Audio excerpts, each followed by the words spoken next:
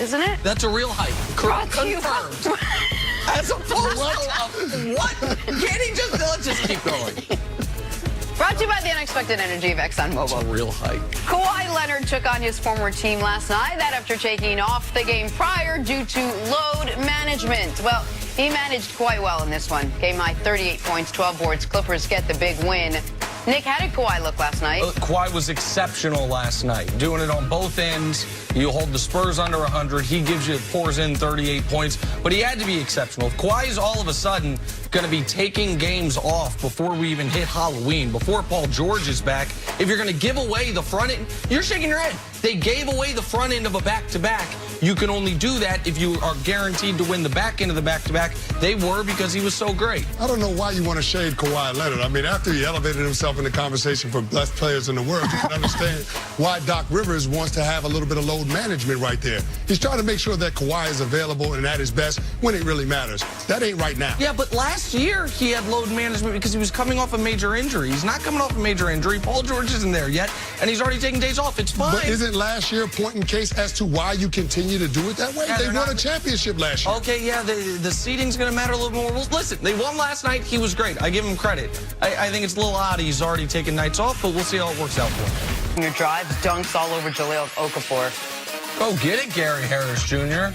Now, he's a player whose name you might hear in some trade rumors around mid-season if the Nuggets are going to try to add an all-star. He's a good player. This was an excellent win for the Pelicans last night, by the way. One of Izzo's Michigan State kids. Oh, you're right there. about Do that. you give Jahlil Okafor points for a chance? Yes, he's trying to contest. Nobody ended with a broken hand there, did they? Clippers Nah, but and somebody Spurs. got put on a poster. Yeah, that's true. Kawhi picking DeMar DeRozan's pocket, gets the easy jam on the other end. The claw, before he elevated to a finals MVP, we knew that Kawhi Leonard was one of the best two-way players in basketball. The defense is always going to be there. I think the Clippers, they're probably going to be the best defensive team in all the NBA. Kawhi played great, nice and rested after a night off before the calendar hits November. Great game by Kawhi last night, 38.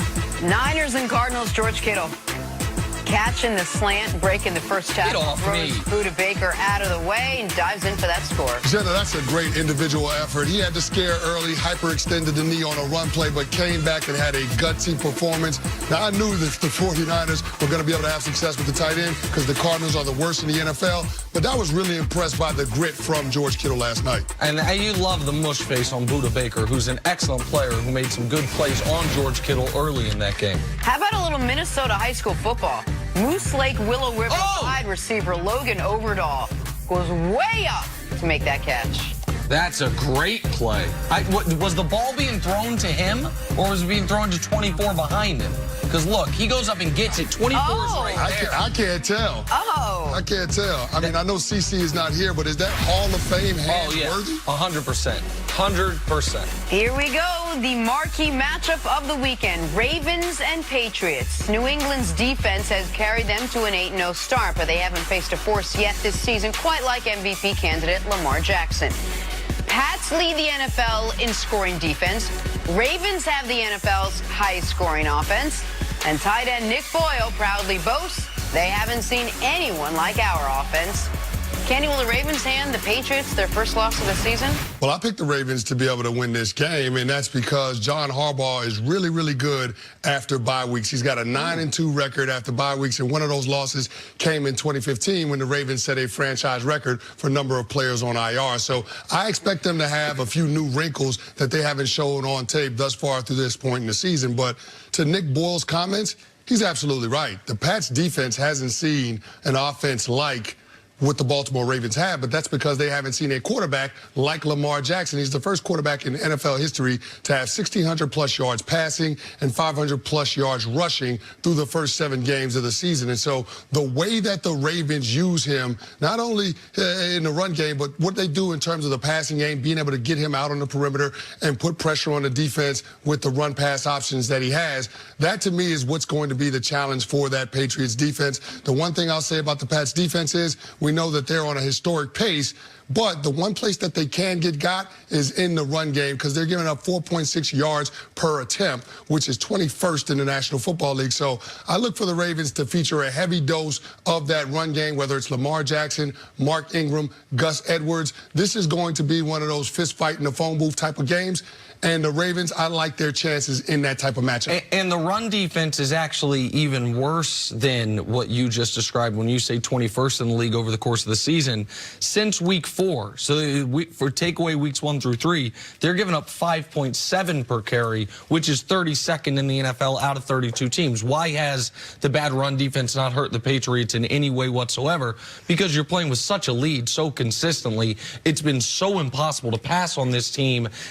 Teams are forced to pass. They can't pass. They turn the ball over. They give short fields. All of a sudden, you're down 17 points. Even in that Browns game, on the second of the 3 consecutive turnovers, that happened on a 60-yard Nick Chubb run right up the middle where he gashes the defense. I think it's caught from behind, fumbles the ball, and obviously that turns into a huge negative for Cleveland after it otherwise would have been the sign of what they could do. Throughout that football game, Nick Chubb was having success running the football. Listen, I also think the Patriots are going to lose this weekend, Jenna, and I think that we talk about football being in 3 phases: offense, defense, and special teams. Pats have played 8 games. If you were to rank their previous 8 opponents and include the Ravens, so 9 available options, the very best offense of the 9 that they would have faced is Baltimore. The very best special teams of the 9 that they would have faced is Baltimore, and the second best defense that they would have faced is Baltimore. I think Buffalo has a better defense. And maybe the very best quarterback, if you take Baker out of it.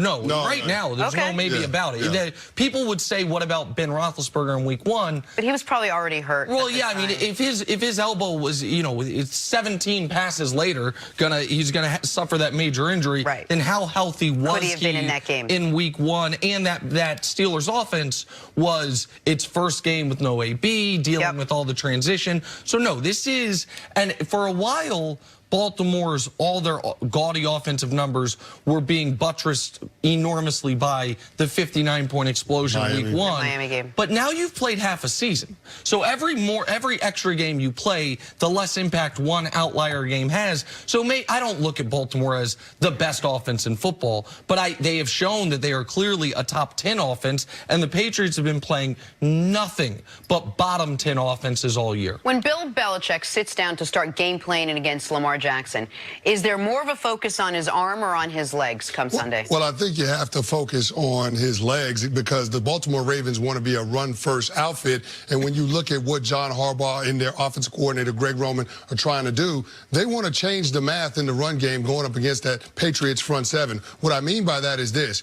In any defense, you can't account for the quarterback as a runner. So if your quarterback is going to be the ball carrier, then the tailback actually becomes an extra blocker, and that's exactly what the Ravens do. So when you have a situation where Mark Ingram is in the backfield and they're running that power O play, Lamar Jackson is the runner in that situation, and so you've got an extra blocker, so there isn't that unblocked defender that's there to make the tackle at the point of attack. So that's what makes it difficult to be able to defend. And the Baltimore Ravens, listen, they're getting healthy at the right time. Coming off of the bye week, they're expecting to have Jimmy Smith back, Patrick Owansor, their inside linebacker, but most importantly, in my opinion, Hollywood Brown, who's the guy that's on the outside of that offense, out there on the edge, outside the numbers, who can stretch the field. So that's going to create a lot more room underneath for all of those other receivers, but also for Lamar Jackson, Mark Ingram in that run game. I also want to ask you a question defensively, because I think people say when you play a running quarterback, you keep a spy on him. I mean, I watched Bobby Wagner, who might be the best inside linebacker in the entire NFL. I think he's a future Hall of Famer. Be made to look slow and out of shape when they tried to have him spy Lamar. And it's not because Bobby's slow and it's not because he's out of shape, but it's because there's no linebacker in the league that can match Lamar's speed. If you can't effectively spy him with a linebacker, what do you spy him with a safety? Do you bring an extra safety on the field? Like, what do you do to try to take his legs away when he is not just a mobile quarterback, but he is arguably the fastest quarterback we've had in the league? In fact, not arguably, the fastest quarterback we've had in the league since Michael Vick. Well, I think we got a little bit of insight in the playoff game that they had against the Chargers when they had those 7 defensive backs on the field and they challenged Lamar Jackson to beat him with his arm. He wasn't capable of doing that in his rookie year. I think he's capable of being able to do that now. But even beyond that, you didn't have the physicality from the running back position like you do now with Mark Ingram. And I think that has to be the difference. So when you have Lamar Jackson that's able to run the football, then you have the physical presence, that guy that can run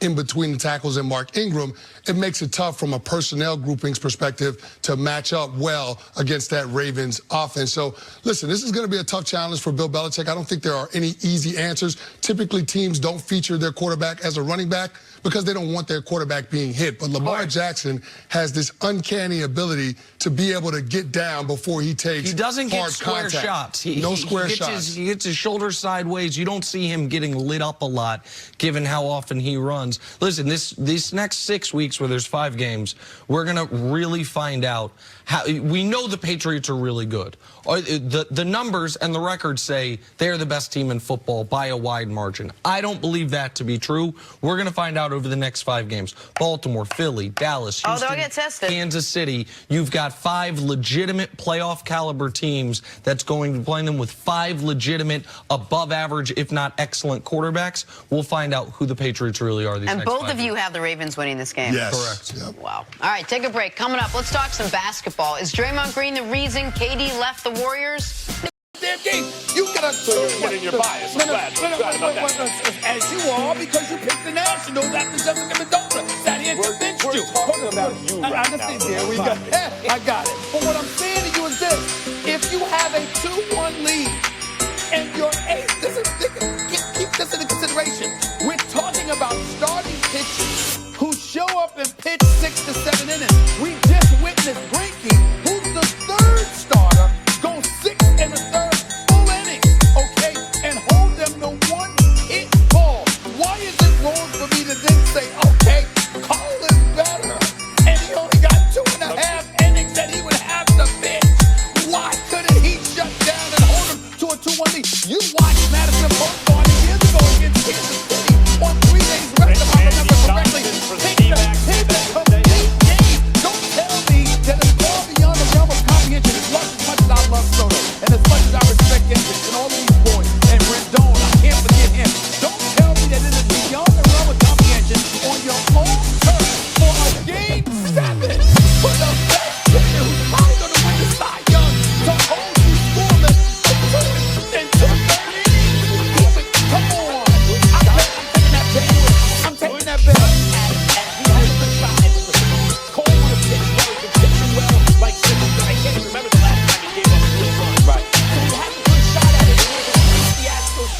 That's still a long way from saying he would have gotten 11 out and not given up the one-man game. We agree with that. Here's what I was saying earlier about that. Everything I think in front of him, fundamentally doesn't understand. The highlight moment is not when you're up a couple of runs in the 9th inning with no one on base, right? I don't know what he was saying in Cole. The highlight moment is that the other team is feeling themselves. They're coming back on you. It's a 1-run game. Right. It's late. It's the 7th.